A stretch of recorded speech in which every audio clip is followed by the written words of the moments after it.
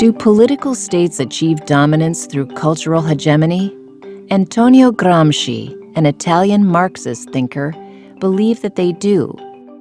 Whilst in jail under Mussolini's fascist regime, Gramsci wrote The Prison Notebooks. In it, he explored the intersection between culture and power and set out his theory of cultural hegemony. Hegemony is the unquestioned rule of an idea, person, or entity. Cultural hegemony is when one ideology or way of interpreting reality dominates all others.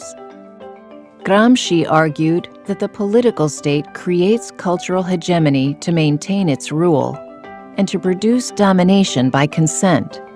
Consent is a crucial part of this system, and that is why language and culture feed into the power structure and control it.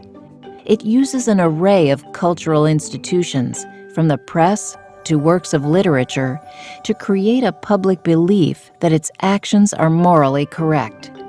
The state's domination is thereby enthusiastically consented to by its citizens. Any opposition is removed through social conformity. For Gramsci, culture and language are as important to political power as any gun.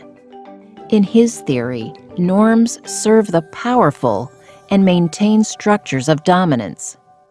To examine how cultural hegemony works in society, let's picture a conventional American superhero movie. Our superhero is Mr. Freedom.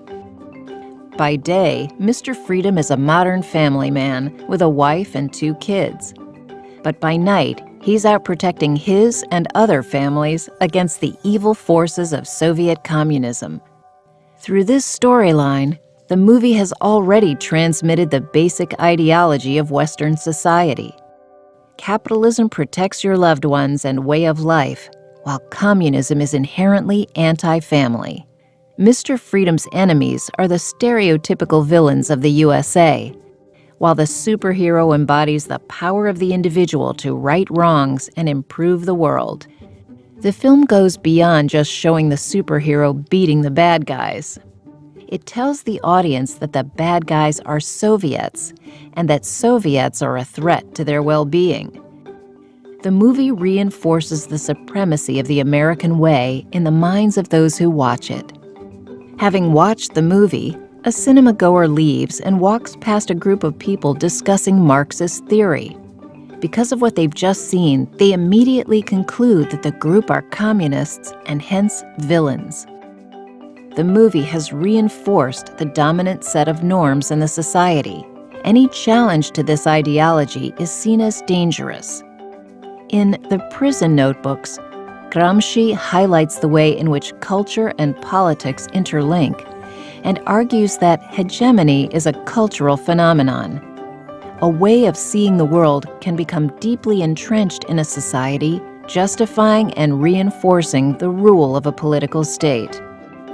A more detailed examination of these ideas can be found in the McCat analysis.